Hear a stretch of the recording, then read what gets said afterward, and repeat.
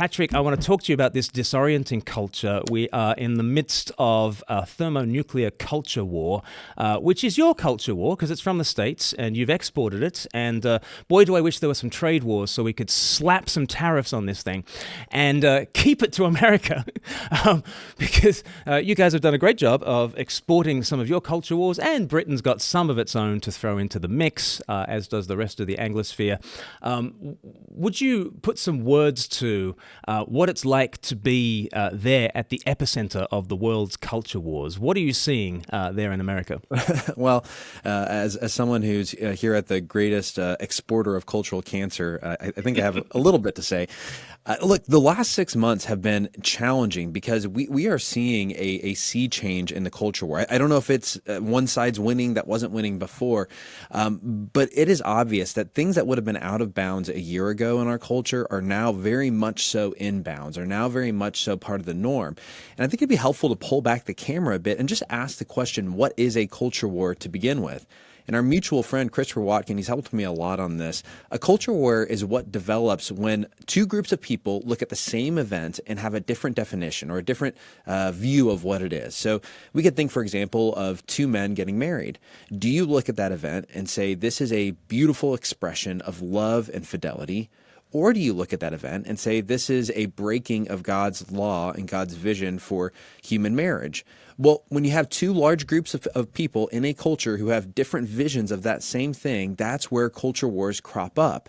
And that's why I said we are experiencing something very strange here, because for the last 10 years, we have had this moment of progressive ascendancy in the U.S., of deconstructive ascendancy in the U.S., of postmodern ascendancy in the U.S., and that seems to be changing radically. 2016, when Donald Trump's first inauguration happens, you have Snoop Dogg come out and he says anybody who performs during this inauguration is a racist. And then what happens in the 2025 inauguration? He performs. You have the Village People who are sending cease and desist letters to Trump, who's, I think, kind of ironically using their music at his rallies, to now they're performing at it. You have people from Zuckerberg to Elon Musk to Jeff Bezos who have historically been a part of this progressive imperium, very much so part and parcel of affirming progressive values, now sitting behind Donald Trump with their spouses. And so it's telling you that on a popular level, something is changing inside our culture. The war itself is maybe shifting from one side to the other, although I will say I'm not sure this is really a rightward shift as much as it might be a almost multi-dimensional upward shift out of postmodernism into something else. Like metamodernism, that kind of thing? Yeah, I mean, metamodernism would be the term that I would personally use that I think explains a lot of what we're experiencing. Go on, explain metamodernism to us. So it might be helpful to try to give definitions to modernism and postmodernism first. And if anybody here is a philosopher or historian, just press fast forward because you're not going to be satisfied with what I'm about to say. But let's speak in simple terms. Let's get the gist. Yeah, the gist, broad brushstrokes. Modernism is essentially what comes out of traditional culture. So in a traditional culture, you're born where you're born with the job that you're going to have, and everybody kind of lives in an order of being. And there's no expectation that you'll move up or move down. God puts you at wherever you're at. And then modernism comes along and says, well, actually, I don't need a priest to access God. I can access God on my own. And actually, I don't need the system to make sense of the world. I have reason, and I can make sense of the world with my own reason. And actually, I as an individual have potential. In fact, my merit should be what determines my value and my worth in the world, not where I was born, the station into which I find myself. And so modernism is this very skeptical kind of discarding of traditional values and saying we don't need, religion, we don't need spirituality to make sense of the world. We can make sense of the world materially, scientifically. And if we follow materialism and science, we'll be led into this grand new order.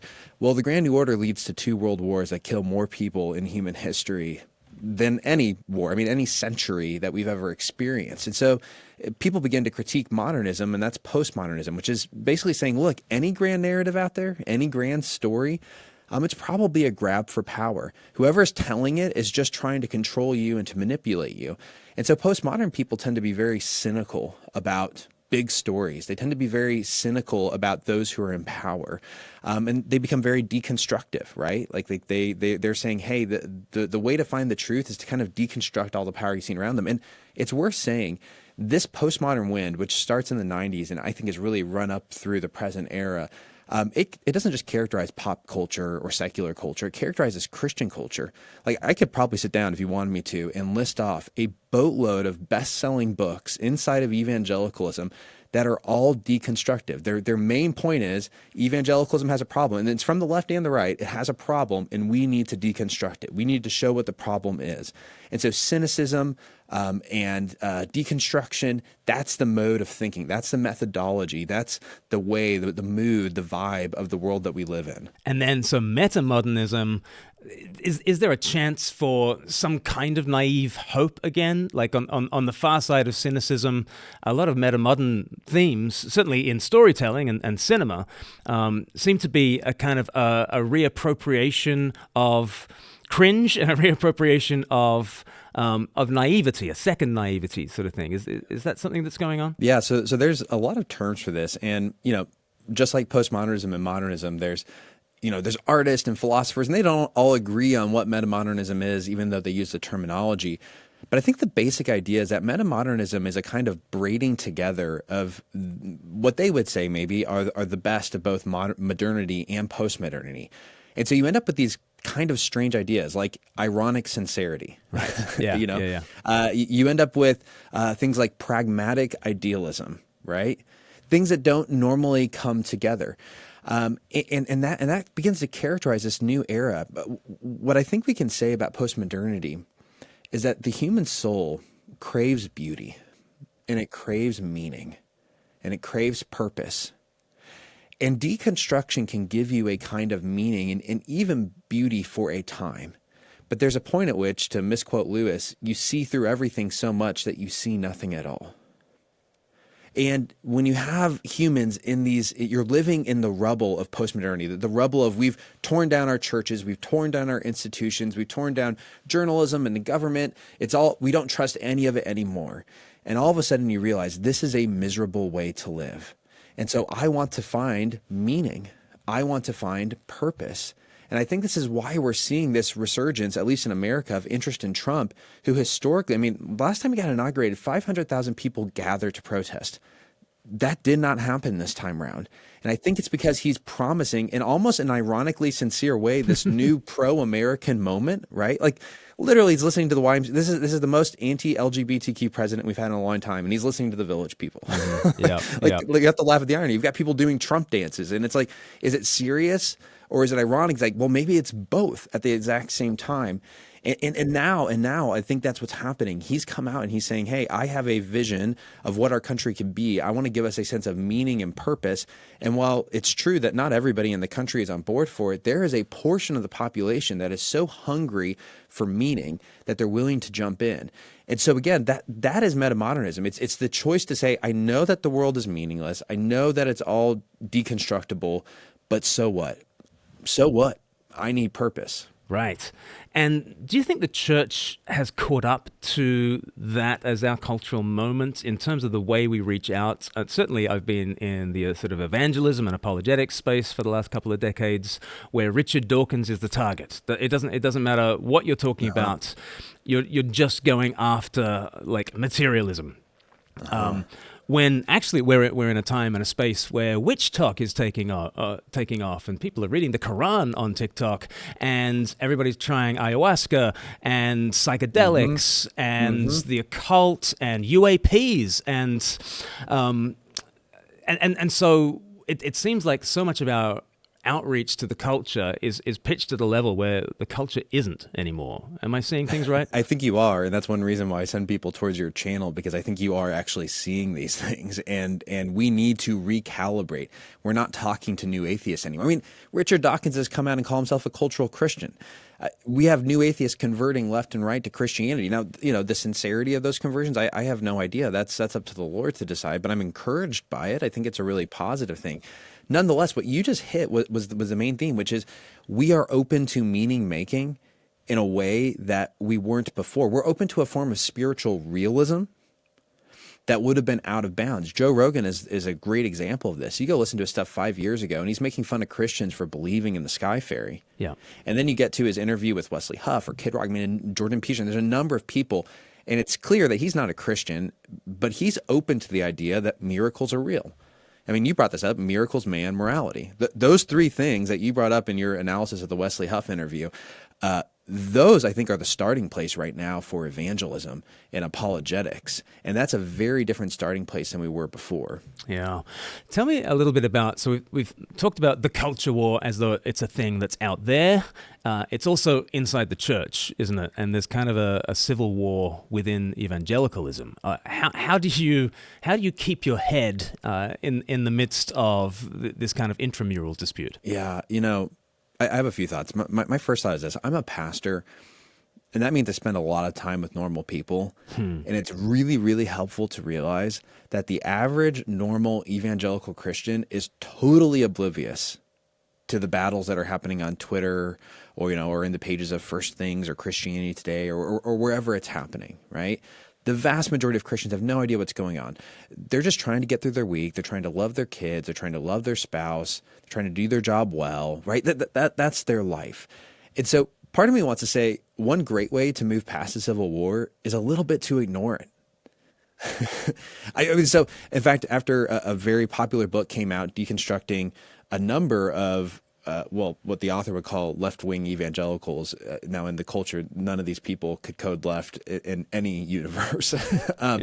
And my response to the book, I wrote an article about this, is I said, we need to be like Nehemiah. When he's up on the wall building the wall, he says, people are coming along saying, you need to come down, you need to talk to us, we need to deal with these problems. He says, hey, I'm doing a great work and I can't come down. And I think that's the proper response right now. And again, it's the metamodern thing, by the way. The postmodern authors on both the left and the right who are out there deconstructing evangelicalism, and they've got the latest, greatest book on why the church is so problematic. They're not building. And they might sell a lot of books, but I will tell you what, their names aren't going to be remembered 10 years from now because it's going to be the people who say, look, I'm doing a great work inside my local church. I'm building an institution, and you can shred and you can tear, but we're going to build something, a meaning. And I think in the metamodern moment, there's going to be a openness to meaning, almost a hunger, a thirst for meaning that we're going to see catch up with us, I hope in a holy way, in a good way, where people are saying, well, look at these ancient traditions and these churches that are celebrating, these antiquitous Orthodox beliefs. They have meaning and purpose, and I want that, and I'm hungry for that. The bridge for the metamodern person is going to be going from, I know it's not true, but I'm just choosing to believe it's true, to saying, no, I really believe this is real reality. That's going to be the bridge that we're going through. It's no longer the postmodern cynicism, like let's defend the church against the cynical challenges of postmodernity. I think that's how we prepare. So there's a little bit that wants to say, ignore the culture war, like just build good churches. Right. And one of the ways you suggest we do that is by adopting this identity of joyful outsiders. That's a lovely phrase that, for me, it feels like I'm either tempted to be a pugilistic outsider, like fighting, or a kind of placid rube who's already been captured by the system. Whereas you're saying joyful outsider. What's that trying to communicate? Well, I think you hit the nail on the head. First, it's saying we are outsiders. Aaron Renn, he has this theory of us living in what he calls the negative world. And I can speak more to that. But there were some people who responded to Renn and said, oh, no, we don't live in a negative world. Like, it's great right now. Or they would say, hey, come to my country and you'll know what a real negative world is like. And I find both those approaches rather unhelpful. It's true. Depending on your context, the negative world is a liquid fact. If you're living in Iran, you are living in a far more challenging environment than I live in the United States. But that doesn't mean that I'm not living in a negative world here. It doesn't mean that I'm not an outsider here. In fact, I think there's a great danger that comes when we don't see ourselves as outsiders in this world.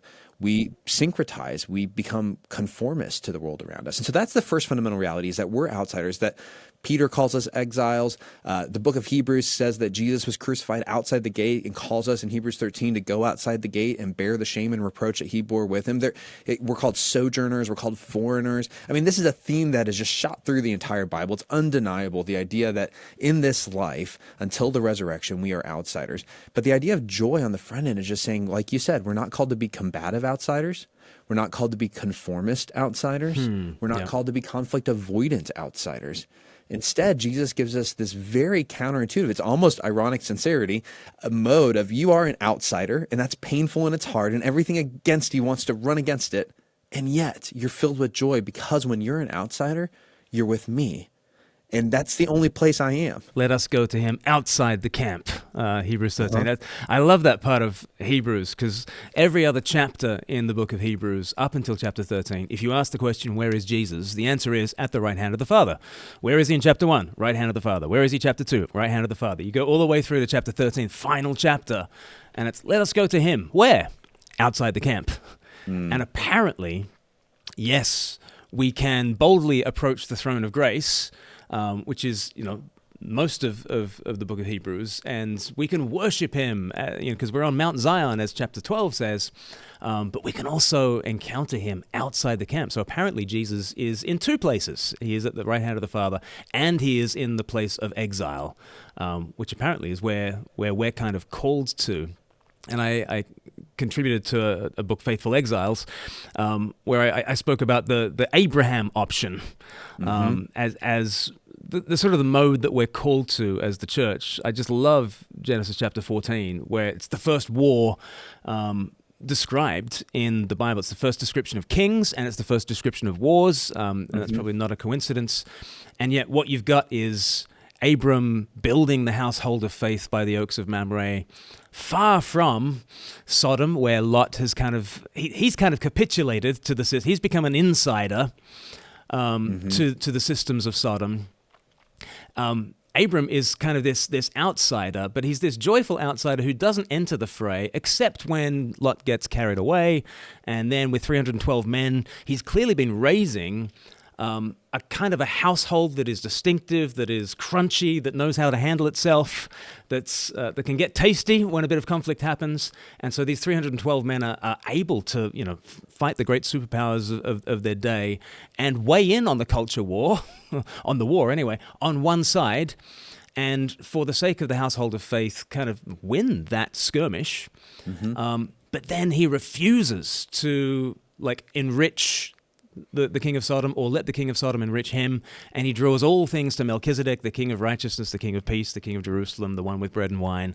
And the whole thing finishes with him going back to the household of faith, which is kind of where he belongs. He's kind of this joyful outsider. Does he qualify? Is Genesis 14 a good example of this? I think it's a fantastic example. And by the way, both what you did and what we were trying to do, it highlights the importance of drawing our cultural apologetics out of counterintuitive passages. I love Jeremiah 29, and I love, that we're called to be salt and light. And these are important passages for exploring how we engage with the world. But when we start looking at, for example, the example of Abraham in Genesis 14, or in my case, Hebrews 12 and 13, which is really the center point of the whole book, and I don't know of any other books that were trying to do cultural apologetics out of those passages, you'll find these beautiful insights. Because, back in Hebrews, it's not just Hebrews 13, we need Hebrews 12. Because that's where we learn why Jesus went to the cross. And while, of course, it was a duty, and of course, it was an act of submission, Hebrews 12 says it was chiefly for the joy that was set before him. In other words, when Jesus took up his cross, he chose joy. And so when we're called to go outside the camp and take up our crosses, we are called, yes, to be outsiders, but we're being called to choose joy. And this is it is a completely alternative way of thinking about what it looks like to be different than your neighbor.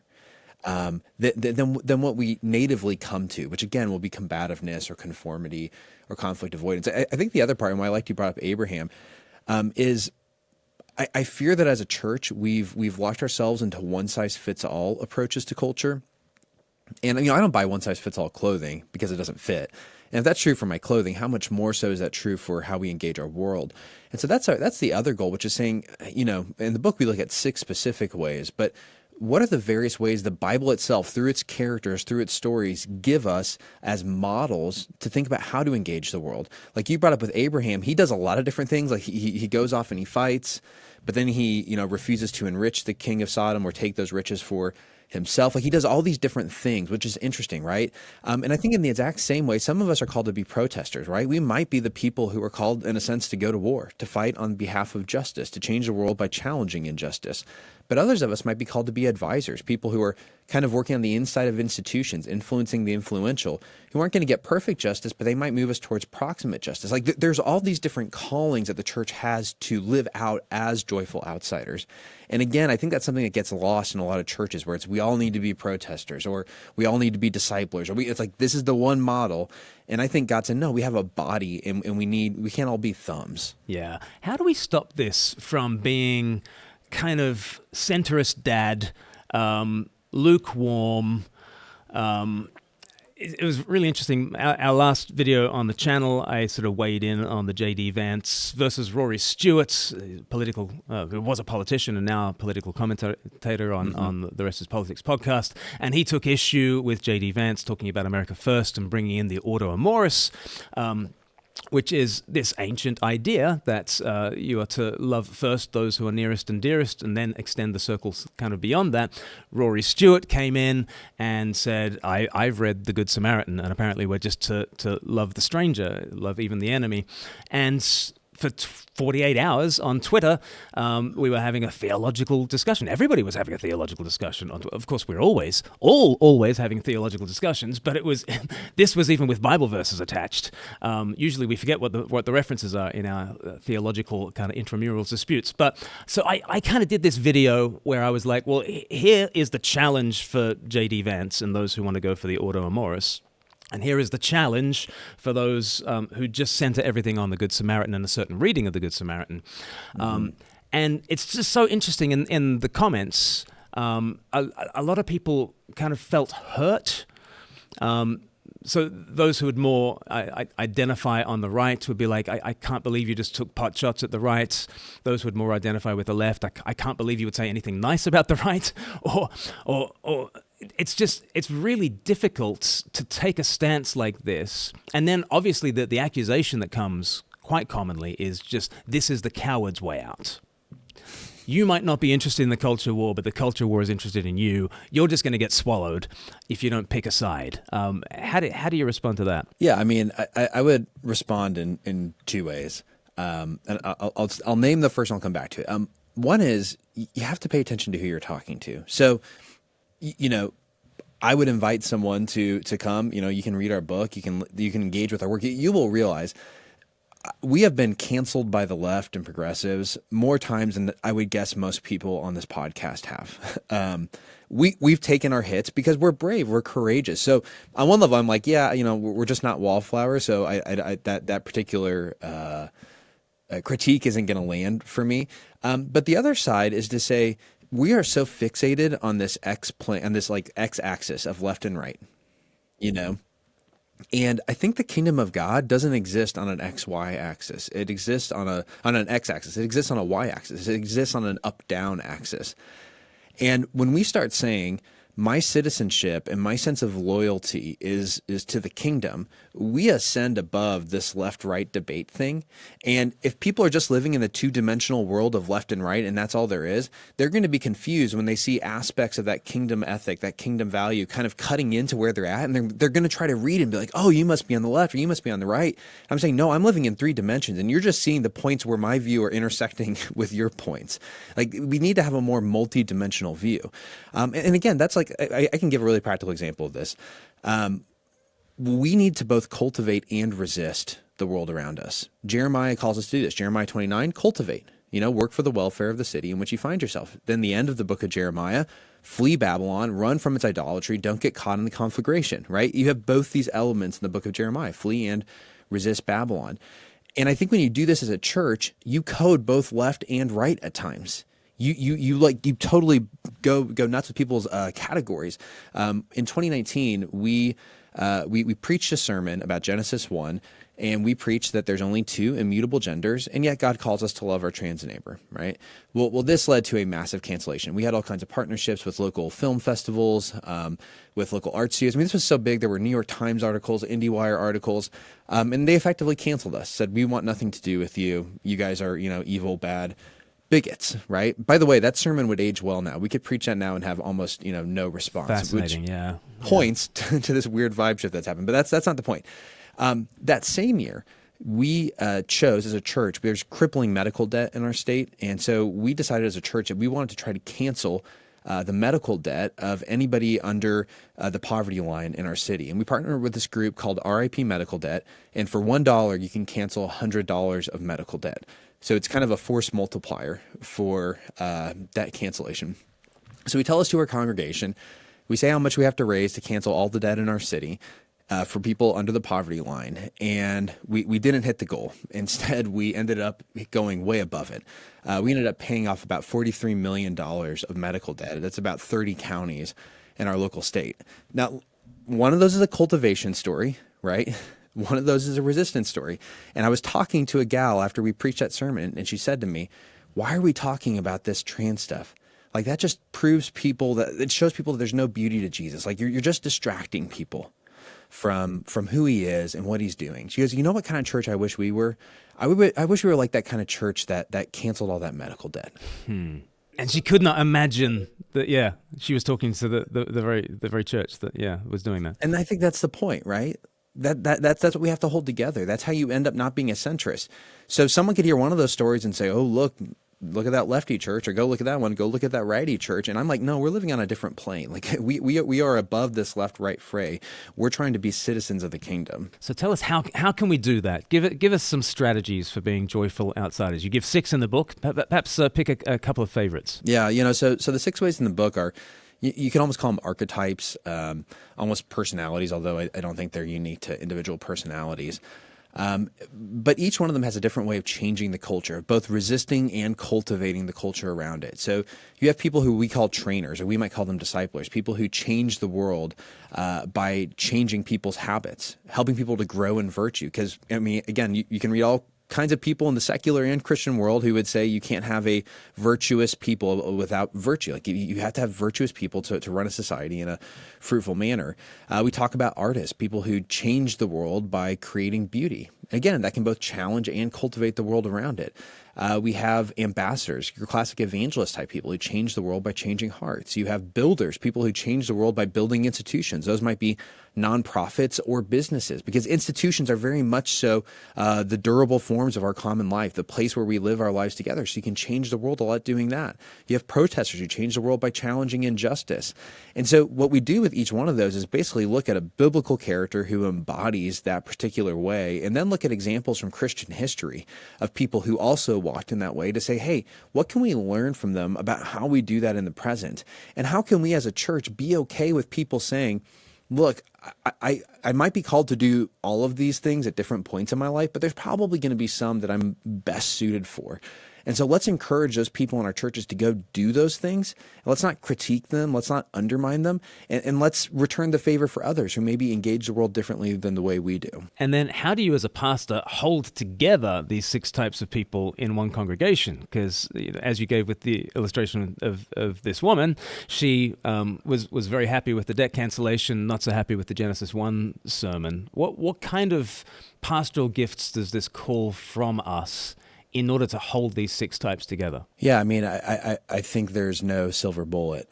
There's no perfect way to keep people who are diverse together with one another. However, I think if you as a church, even in your preaching ministry, exemplify this kind of approach, that we can care about multiple things and we can lean into the world in multiple ways, that will train people inside the church to say, oh, just like our pastoral team or our pastor is trying to engage the world differently, so we can do the exact same thing. And then I think the other element is just preaching on the diversity of gifts and talents and callings inside the church, reminding people that God has a song, a story that he wants to sing in the world, but that song is replete with harmony, and you will miss-sing it. You will sing it inappropriately if you cut out any one of those voices. And so giving people a vision for a diverse church with diverse voices and diverse gifts, I think is key if you want to have people be able to go alongside one another. Now, to some degree, we have to be okay with the fact that there might be a certain subset of the church that leans one way and they're going to get along a little bit better. And this part of the church leans a different way. They get along a little bit better. And maybe in an ideal world, you're great at reconciliation and you help those people connect. But I am comfortable with the fact that people are wired differently. And if we can embrace each other, if we can affirm each other, I think we can do a lot more alongside one another. And again, we've got lots of stories of how that's happened inside our church. And I love that that's the emphasis inside the church, because social media is pulling us in quite a different direction and probably amplifying the protester voices, certainly over the reconciler voices. What are some of the answers to that? Like, is there a calling sometimes for reconcilers to get on social media and kind of leaven that space with more of their pacifying influence? Or how do we deal with the fact that social media is going to amplify certain of these types and certain of these ways to live and not others? Yeah, I think what I would say is if the world of social media was a neutral space where, everybody got the same level of boosting, their voices were the same volume, you might say, then sure, I would love it if reconcilers would come out there and do their thing. The reality is that there are unequal voices on social media. The algorithm is designed to amplify certain voices, and the way it amplifies them is by determining which voices are producing the most eyes on screens. Who's saying the things that people stop the scroll for, who are saying the things that get retweets, who are saying the things that get reposts, whichever format or social media platform it's on. And so that means that it might be nice to be a reconciler, but the reality is, if you go onto Twitter and you try to do your reconciliation thing, because of the actual structure and design of the social media platform itself, you will never have the same volume as someone who's there trying to deconstruct, as someone who is there trying to go to war. And so, to me, reconciliation on social media honestly feels like a Pyrrhic battle. I suspect there'll be moments where you'll have small victories, but the war itself is already lost because of the structure of the platforms themselves. Now, I don't think that means that Christians shouldn't use social media. You're on there. You're on there very fruitfully. And, but I've experienced this myself. I mean, I've felt the deforming power of social media. There was a time period where I was using social media very regularly, very negatively, very critically, and very much so a part of this deconstructive game. And here was the catch. I had local people who know me well, who love me enough to say, hey, when I had a friend, one of my best friends say, when I read you on social media, I don't know who that is. That was really sobering. That was a huge gift. I think a lot of people who are highly online are highly disconnected from institutions. They don't have close friends to come along and say, hey, the way you're treating people, you would never do that in person. But why are you doing that? And that was such a gift to me because it really led me to reevaluate whether I was using social media or social media was using me. And the honest truth was it was using me in a lot of ways. And so I've had to very much so change how I engage on there. And by the way, I get far less engagement. My follower count was growing for years. And it's basically stalled out since I said, you know what, I'm not going to use this for dark ends. And I'm okay with that. The wild thing is I can point to plenty of other people who were very much so in the same camp, and they've continued down that path. And, their follower count's growing and it's going great. And I'm just like, at what cost? Like, my soul is not worth 2,000 followers on Twitter. Like it's just such a stupid trade-off. My heart breaks for those who are caught up in it because I was caught up in it too. And if it wasn't for the gift of a good friend, I'm not sure if I would have seen the light. So you very much want to touch grass and invest locally and invest in the mission of the church at grassroots level. Do you have hope that is where we will see growth?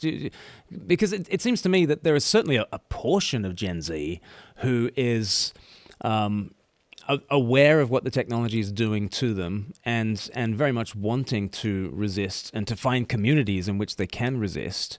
Do you have hope that the church can pioneer a way forward here? Yeah, I mean, I do think we're living through something of a religious renaissance. Now, notice I said religious renaissance, not Christian renaissance, because what I mean when I say that is a general interest in spiritual things. It might be like neo-pagan mystical UFOisms, but like there's something out there. I mean, it's undeniable. Bible sales in the last year grew by 22%, and that was after a 5-year low in 2020. And the crazy thing was they grew because of first-time buyers. There was a whole trend on TikTok of people posting themselves, young people, Gen Z, posting themselves buying their first Bible and reading it, which would have been so cringy 5 years ago. Like, how could you be so naive? Like, don't you know you're being colonized? And they've totally embraced the cringe. They're like, whatever, this whole deconstructive milieu has nothing to offer me. And here's this book that says it's got the way, the truth, and the life. I don't know. I'll give it a shot. And I think that's what we're actually experiencing right now. There's a great meta-modern movie, Everything Everywhere All at Once. And in that movie, the villain-ish character is someone who realizes that we live in a million billion different multiverses, and she's conscious of herself in all these different multiverses, and she realizes that reality makes her life meaningless. Like, in this reality, she goes this direction, that reality, she goes that direction. So really nothing really matters. And she decides that she just wants to absorb all of reality, all of her life into the everything bagel of nothingness, which is, of course, kind of comical and absurd. And that, I think, is the end goal of deconstruction of postmodernism is, look, nothing really matters. But her mom comes along, she sees the same reality. And at first she's like, you're right, nothing really matters. Let's just absorb it into the everything bagel of nothingness. But then she realizes, but wait a second, I love you. In my reality, I love you and you're my daughter. And so I'm just going to choose, even though I know all these other possibilities exist, I'm just going to choose to make my love for you and our relationship be my meaning. I know it's absurd. I know it makes no sense, but so what? I'm going to do it anyway. And I think that's where we're at when we start thinking about Gen Z. It's not necessarily that people are saying, I'm really interested in Christianity. I think they've become self-conscious saying, yeah, I understand there's a million billion different possibilities. I've been on social media. There's a million different truths out there. There's a million different perspectives, and each one can be deconstructed. And they're saying, look, I want to have meaning in my life. So what? I'm just going to choose to do it. And so I think that's the thing that we have to speak to in the church is helping people say, yeah, you're right. You do have a longing for meaning. And yeah, you're right. The church and Jesus ultimately can fulfill that. And then one step further, and here's the crazy thing. The thing you want to be true really is true. Yeah. Yeah, take me through those steps, because so Justin Briley's a good friend, and obviously the surprising rebirth of belief in gods has as its central kind of paradigm the idea of tides. The tide of the sea of faith is out, and maybe we're starting to see the turning of the tide, and perhaps some kind of religious revival happening. And I think my kind of take on that is whether there's going to be a flood or not, there are low tide opportunities. And in this meta-modern moment in which people have seen all their certainties kind of fall apart, in this meaning crisis, lots of things become clearer to us that were not clear when the tide was high. How much we owed to Christianity becomes so much more evident when Christianity is in the rearview mirror. What lies beneath this way of the spirit, i.e. the way of the flesh, that way of the flesh becomes so much more laid bare in this kind of low tide moment. And there's something about low tide that means if you're going to end up in church, you're not going to bob along on the sea of faith towards a church. There's something about owning it and taking steps of faith that is more difficult, I think, for those who have not grown up in the faith, but yet more meaningful when people do indeed, they go onto Amazon and they buy a Bible and they start at Genesis 1 and they and they read. And then they stop in Leviticus. But, I mean, we had a guy in our church, he just ordered a Bible from Amazon. Just the absolute, he was the platonic ideal of this story. He was like 22 years old, bought a Bible from Amazon. I was like, which translation? He said, oh, the old one. I was like, the King James? Yeah, that's the one. Where did you start reading? Genesis, obviously, like the beginning. Where else, buddy? And so these are the guys who are showing up in church what are the steps that we can offer them, Patrick? How do we kind of shepherd them towards faith? I think if we're imagining this person coming inside the church, or they're buying a Bible and they're checking things out online, they're watching your church online, or they're engaging with, your YouTube channel or whatever else it is online, which I think all of these are happening simultaneously. I have a few thoughts. One is, again, the themes you've explored of man, miracles, and morality. Like, these are themes that we need to keep talking to. People are open to spiritual reality and things that would have once been embarrassing to talk about, like stories of God's miraculous power in life. You think, oh, people are going to be cynical, they're going to cringe at it. People are very open to this because they understand there's something more. I mean, I think one of the positives about social media is that it's made us hyper aware of the fact that reality is far more multitudinous than we once thought. Like, there's not just 4 channels with 4 versions of the same story. There's a bajillion channels, each with their own version on reality. And I'm left in the position of meaning maker, like chief meaning maker, to decide what's real and what's not real, which is, of course, this massive weight of anxiety. And that would be one thing I would say in discipleship actually leans into that.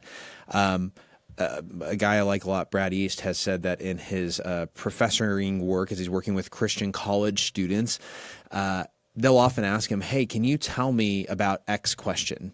And he said in the past, he would have kind of given like a 4 views answer, like, well, there's 4 different views on this particular topic.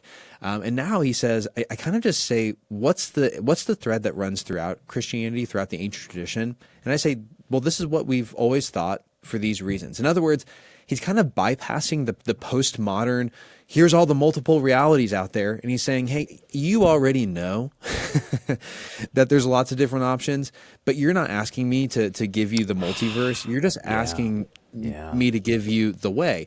John Mark Comer. I mean, here's a guy who writes biblical theology for 3 books and is, somewhat well known, but it's when he starts walking into spiritual practices and helping people to try to walk in this ancient way. Again, He's tapping into that antiquity, saying, you feel like you're on these shifting sands of postmodernity and nothing is solid and certain, and well, let's go to something ancient that is firm, right?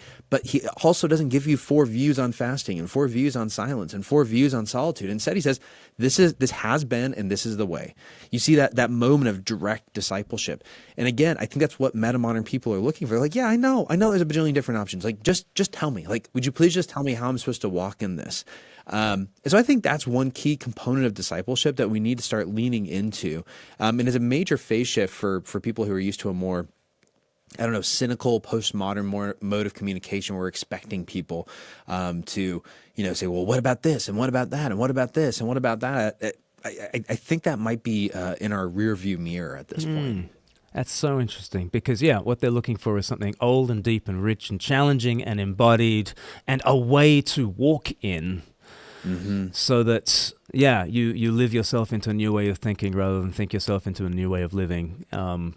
Therefore, I mean, I'm commonly saying this, that when I began in evangelism in the sort of noughties, the moral certainties of Christianity. I've never heard someone use that before. I'm the naughties. I know the knots, but the naughties. The knots. Yeah. I'm here for it. Let me give you a chuckle again. In the noughties, I would, I guess the moral certainties of Christianity were a real turnoff. Now they're such a bridge that you actually have to caution people that this is not the center of Christianity. Yes. And we saw Wes doing that with Joe Rogan. As soon as we got near to, so Joe Rogan kind of saying, well, it works, so I guess it's true, was basically Joe's point. And then Wes is like, yes, but I need to insert this word of caution. I mean, the interview was basically gone. There was like 5 minutes left, and Wes really wanted to insert that word of caution. And I think that's wise because I think at the moment, people are fascinated by the moral certainties of Christianity and think that is the sum and substance of the gospel. And what I'm constantly having to do with people is to say, I'm glad you want to walk in the way. Let me tell you about the one who walked the way for you. And that becomes news for people. Yes. And it becomes good news, right? I mean, if someone starts trying to walk in the way, they will quickly discover Well, hopefully they'll quickly discover that they're failing and that they can't live up to it. And that's where the good news of grace can step in and say, well, yeah, you were never meant to walk in this way alone. In fact, someone else did it on your behalf. Um, I also think just thinking about church ministry in this moment, I think my friend Paul Anleitner, who's great on metamodernism, he's a good follow. He's got a YouTube channel called Deep Talks and a podcast as well. He talks about embracing the cringe. And that's just his way of saying that what once would have been cringy and is still, by the way, cringy. Like we are self-conscious of the fact that it's cringy, but we're just all in. It's kind of what I said earlier of like, yeah, I know it's crazy, but so what? I'm just going to do it anyways. I know it's cringy, but whatever, I'm all in. Here's a great test. Go and watch the music video for Jars of Clay's song Flood.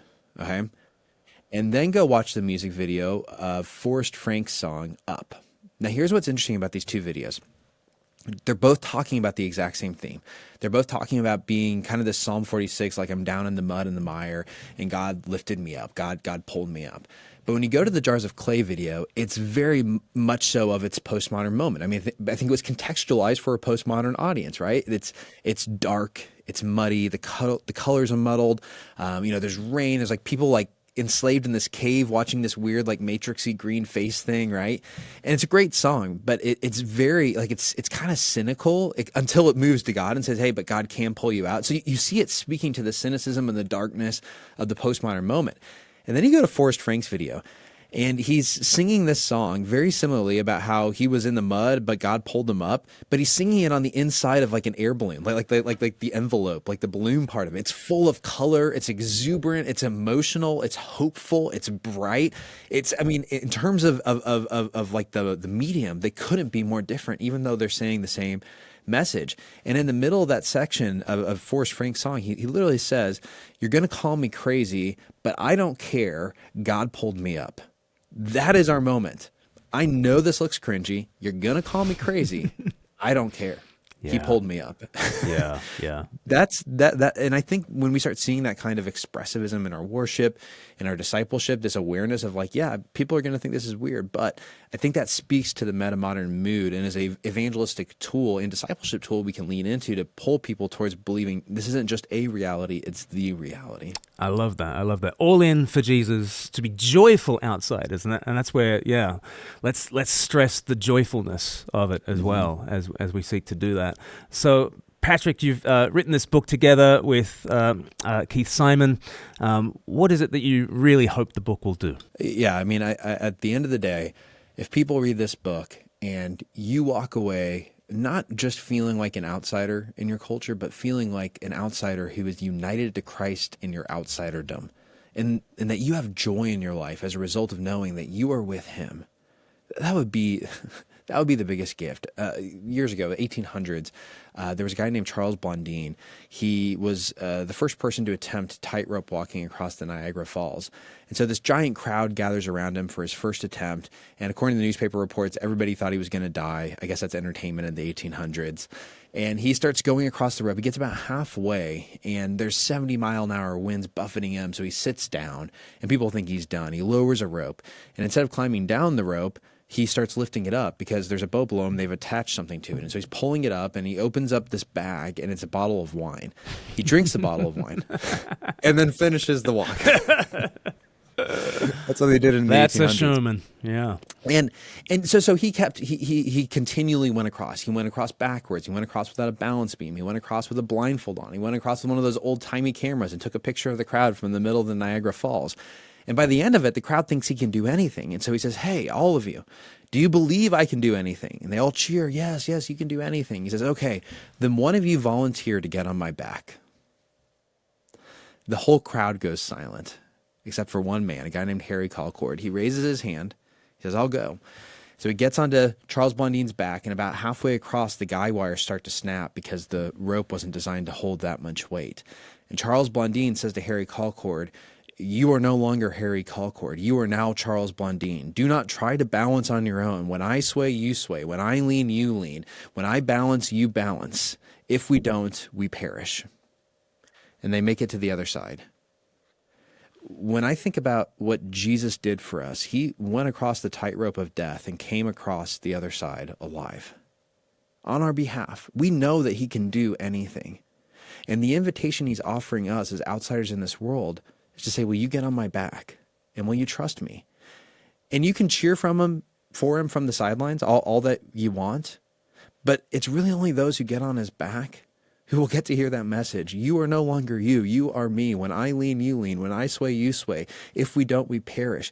That's the promise of joy that Jesus offers us if we choose not to be combative or conformist outsiders, but joyful outsiders who are alongside him. And so if people can walk out of this book feeling more united and more assured in their union with Christ, that would be an amazing gift, exactly what we would hope to have happen in people's lives. Wonderful, wonderful. Well, the book is Joyful Outsiders, 6 Ways to Live Like Jesus in a Disorienting Culture. Are there ways that people can keep up with you online? If you want to, you can follow me on Twitter, that burning pile of cess. Patrick K. Miller _ you can follow me there. We also have a podcast called Truth Over Tribe where we talk about some of these cultural issues, and people can check that out on any major podcast player. Yeah, a really great podcast to add to your rotation. Patrick Miller, thank you so much for joining me. Thank you so much for having me.